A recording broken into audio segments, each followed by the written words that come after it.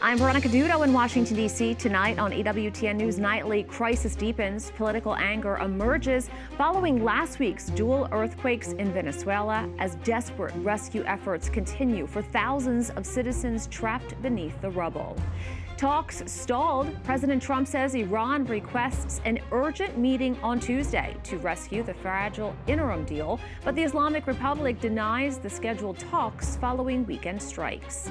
Mixed rulings. The Supreme Court delivers a mixed day for the White House, handing the administration multiple high-profile legal defeats alongside a significant executive victory.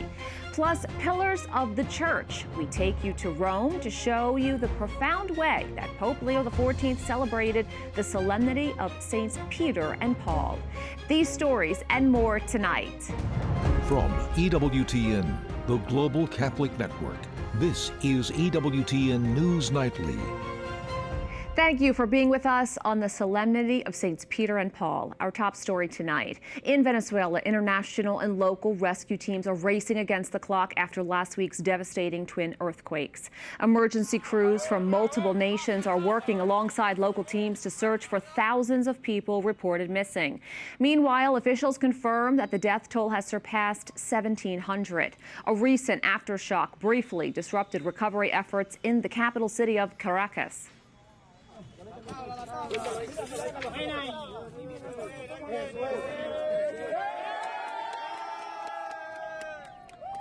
Despite passing the 72-hour mark, authorities say search and rescue efforts will remain active as emergency personnel successfully pulled a survivor from the debris today.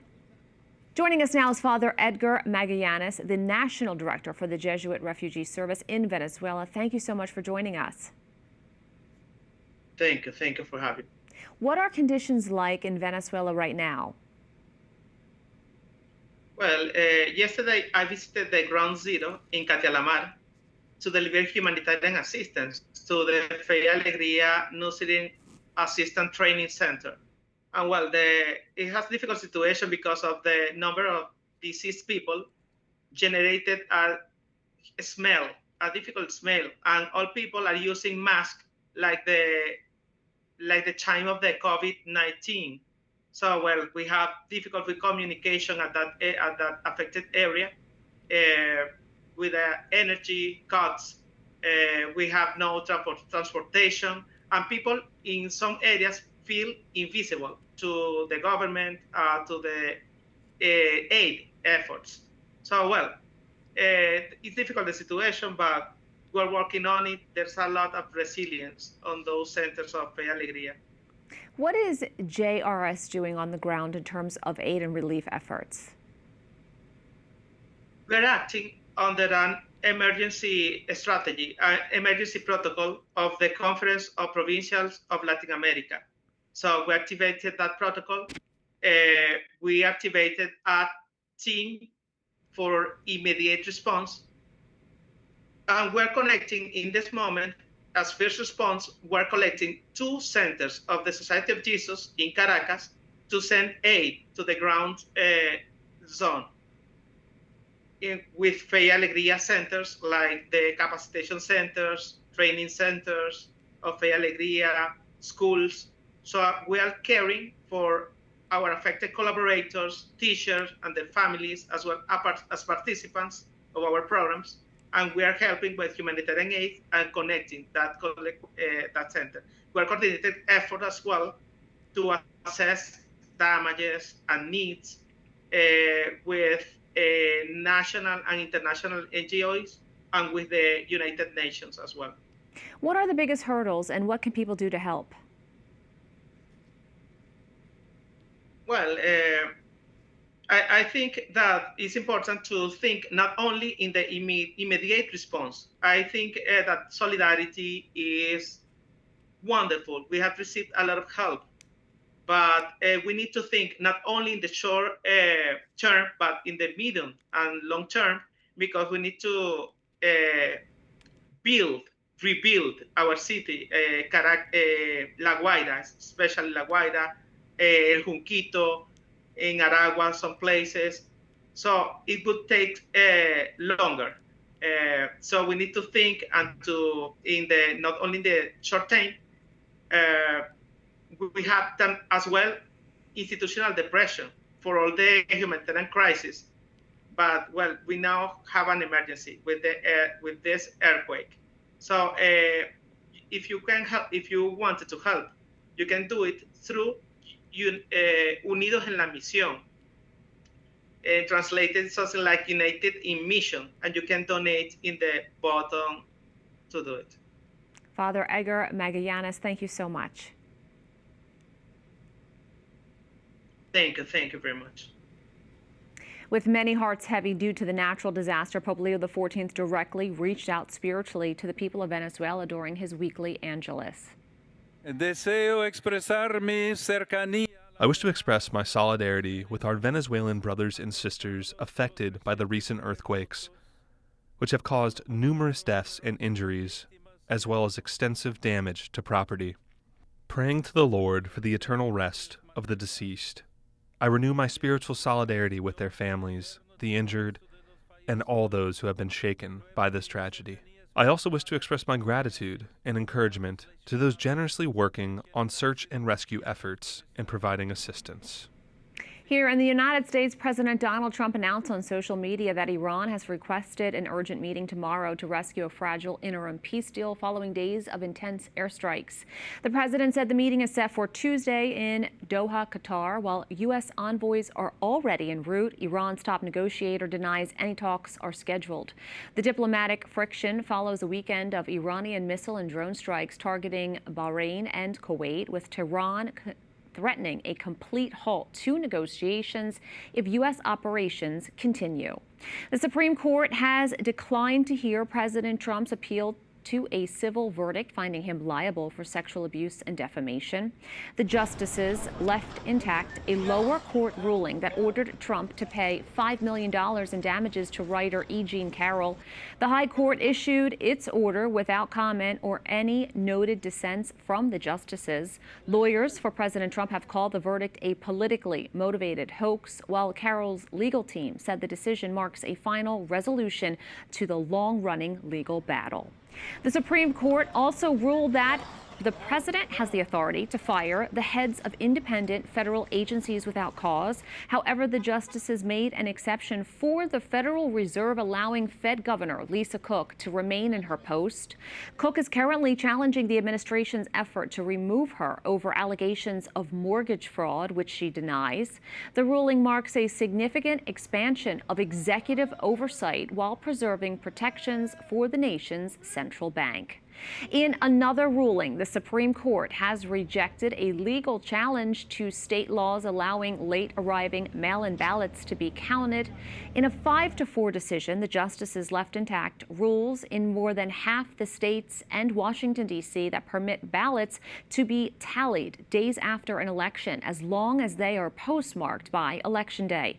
The ruling ensures ballot regulations remain unchanged ahead of the upcoming midterm elections. Supporters say the laws protect voters, while critics argue the extensions undermine public trust in election deadlines. President Trump secured another major victory in Louisiana over the weekend for a candidate he endorsed. Republican Congresswoman Julia Letlow won the GOP primary runoff election over state treasurer and former Congressman John Fleming. Let's check in with Capitol Hill correspondent Eric Rosales. Eric, this shows that the power of a Trump endorsement is still strong. It certainly does, Veronica. Good evening to you. This is a story which actually started back in January when President Trump endorsed Congresswoman Letlow to replace two-term Republican Senator Bill Cassidy. You may recall that President Trump never forgot in 2021 Senator Cassidy voted to impeach him. In May, both Letlow and John Fleming advanced to a runoff for Louisiana's Republican Senate race. Now, Letlow says that she is ready for a fight come November. President Trump, thank you for encouraging me to get in this race. Thank you for your endorsement. Louisiana loves you. I knew it was going to be a tough race, and it was. It was filled with trials. But I'm so proud to say that I am truly battle tested for November 3rd, and we are going to go win this thing. The Congresswoman took home the victory by over 13%. Before the night was over, former Republican Congressman John Fleming conceded and urged Republicans to continue to fight for America's freedoms. We want to, again, continue to make America strong by sending the best of the best there and fighting for the freedoms, the things that our founding fathers prepared us for. And it's up to us to carry that on for the future. But this race was also about Senator Bill Cassidy. Senator Cassidy says a change in Louisiana's election format also contributed to his defeat. We used to have an open primary in which 1.2 million people could vote for or against me, and they closed it to 400,000, trying to distill it down to those who are least likely to vote for me. And among those people, the critical issue is, who did the president endorse? He endorsed somebody different. Democrats also had a runoff. Jamie Davis, a rural farmer and former local official, won the party's nomination, making him the first black Louisiana Senate nominee since Reconstruction. He criticized Congresswoman Letlow's voting record. When you vote for laws that raise costs, threaten to close hospitals, and send billions overseas to fight wars that Congress didn't authorize, while telling hardworking Americans they need to pay more for gas and groceries, when you put party before the people. It is important to note that Representative Letlow is heavily favored to take the seat come November in Louisiana, a red seat there, very much a red state. And if she does win, Letlow would become the first Republican woman elected to the U.S. Senate in the state's history. So history is going to be made either way. At the Capitol, Eric Rosales, EWTN News Nightly. We have a lot more still to come on EWTN News Nightly. Under fire, Putin admits Ukraine strikes are hurting Russia, but will it change his stance on the war? Plus, floods, fires, and extreme heat move across the U.S. Who's in the danger zone?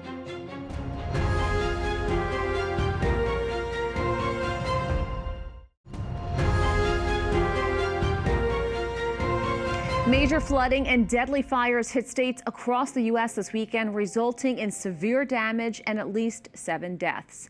In Kentucky, widespread flooding has left at least 4 people dead after parts of the state received up to 12 inches of rain.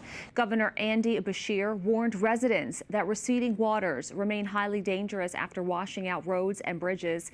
Meanwhile, in the West, deadly wildfires continue to spread. 3 firefighters have died battling a 28,000-acre blaze along the Colorado-Utah border. In Utah, a separate wildfire has scorched nearly 100,000 acres, prompting fireworks restrictions ahead of the July 4th holiday. A dangerous heat wave is scorching the eastern half of the country. High heat alerts are in place from Minnesota to Florida, with forecasters predicting daily temperatures could surpass 100 degrees Fahrenheit this week. The system is expected to shift into the mid-Atlantic and northeast by Wednesday, pushing temperatures to around or above 100 degrees with high humidity. Officials urge caution for those planning outdoor Independence Day celebrations. Meanwhile, contrasting winter weather alerts have been issued for parts of the West, including Nevada. In southeastern Europe, an intense summer heat wave is gripping the Balkans. Temperatures have surpassed 104 degrees Fahrenheit in parts of Serbia and Croatia. Meteorologists there have issued extreme weather warnings, urging residents to stay indoors during peak hours. Medical professionals say the extreme heat and low wind conditions pose significant risks, particularly for elderly residents and infants. Ukraine's President Volodymyr Zelensky says his country is recovering from another wave of Russian attacks after missiles and drones killed at least 11 civilians and injured 40 others. He calls the attacks horrific, adding that a Russian drone also hit a passenger minibus in the southern city of Zaporizhia, killing 3 people and wounding 6 others, including a child. The Russian strikes also left some customers in 8 Ukrainian regions without power. This comes as Western officials say a prominent shift has taken place in the war following attacks by Ukraine Ukraine's long-range drone strikes, Russia and its territories are experiencing fuel shortages. The Russian military supply lines to the front in eastern and southern Ukraine have also reportedly been weakened. On Sunday, Russian President Vladimir Putin acknowledged for the first time that Ukrainian drone strikes on Russia's oil facilities have caused fuel shortages. The scarcity has triggered public anger and frustration as people have been waiting in line for hours at gas stations. However, Putin ruled out making concessions to end the war and insisted that Russia will ultimately prevail despite what he called temporary setbacks. Up next on EWTN News Nightly, a special treat. Pope Leo XIV will deliver a special message to U.S. Catholics, what to expect and how to watch it. Plus, the Vatican is celebrating the solemnity of Saints Peter and Paul. We have a report from Rome.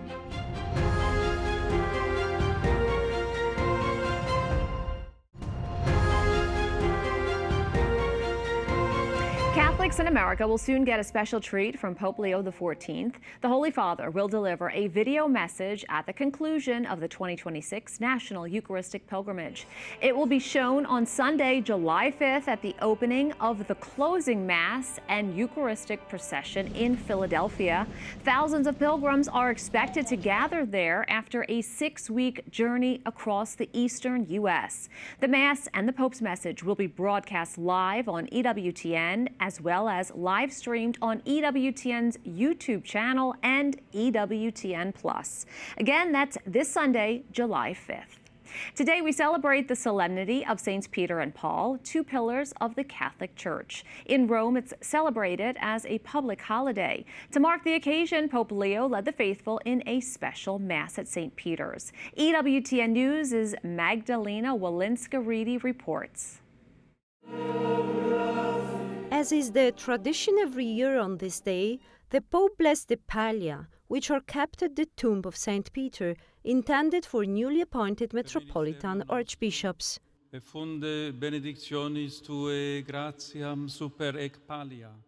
pallium is a 3-inch wide woolen band with 14-inch strips hanging down the front and back. It is a liturgical vestment that symbolizes both unity with the Pope and service to the people of God. These bands of white wool, adorned with crosses, indeed express the commitment of every shepherd and also of every Christian to take upon their shoulders the brothers and sisters entrusted to them, like so many lambs of the Lord's flock, and to sacrifice their energy, time, effort, and even their lives for them. They do so in order that the gospel may reach everyone, and the whole world may find in it harmony and concord. Pope Leo XIV revived the tradition begun by St. John Paul II in 1983 by personally placing the pallium around the shoulders of newly named archbishops. In 2015, Pope Francis had returned to the practice of having the local nuncio preside over the imposition of the pallium in the Archbishop's home archdiocese. Among the 35 new metropolitan archbishops, 4 are Americans: Archbishop Ronald Hicks of New York, Archbishop James Golka of Denver, Archbishop Mark Rivitusa of Mobile, Alabama, and Archbishop James Cecchio of New Orleans. The latter officially began his ministry just 4 months ago. There's so many beautiful traditions they have. They're a people that love the faith, they love family life, they love traditions, and they're very loyal people. So all those things resonate in my heart, and they're great to build on and build with. So it's been a pleasure being there. We also spoke with Archbishop James R. Golka, who was installed as Metropolitan Archbishop of Denver on March 25th. So the main bishop of Denver is not me, it's Jesus. The main pastor of any parish isn't the priest, it's Jesus, because we share in his priesthood. For each new Metropolitan Archbishop, the Pope's conferral of the pallium is a profound and deeply moving moment, made even more so by a shared nationality. It's a humbling thing to be able to let Christ work through you that way. And it also represents a oneness and a closeness with the Holy Father. So there's something very tender about receiving that from an American Pope. In Rome, Magdalena Wolinska-Riedi, EWTN News Nightly. One organization of Catholic leaders and executives is joining in the celebration of St. Peter, the patron of their mission. Legatus International gathers business professionals from across North America to support one another in their pursuit of Christ amidst busy careers. Legatus takes St. Peter as their patron, the first leader of the church. Joining us now is Stephen Henley, president of Legatus, the international organization of Catholic business leaders and executives. Welcome to the show. Thank you for having me. For those who may not be familiar with Legatus, can you share with our viewers more about it and who it serves? Sure. Legatus is an organization of Catholic CEOs and presidents founded by Tom Monahan, the founder of Domino's Pizza. And it's an organization to help our members learn more about their faith and live it in all aspects of their life. So we have about 5,500 members across 100 chapters here in North America. Today, the church celebrates the Feast of St. Peter. Why did Legatus choose him as its patron saint? Yeah, from our inception, the inspiration for Legatus started under Pope St. John Paul II when our founder, Tom Monahan, met with him in his private chapel in 1987. And from that point forward, we chose St. Peter as our patron, one, to show our support for the Holy Church, but two, because St. Peter was the first CEO of the church. His prominence as a fisherman, as running his own business, where his house was located right on the shore, right next to the synagogue, shows how important he was as a businessman. And I think it's also a daily reminder to all of us as CEOs and presidents of companies that, we have to continue to try again and pick up and keep trying. That nunc cepi in Latin, begin again, because St. Peter, as we hear today in today's gospel, I love you, and then, I deny you. I love you, I deny you. I love you, I deny you. Just a continual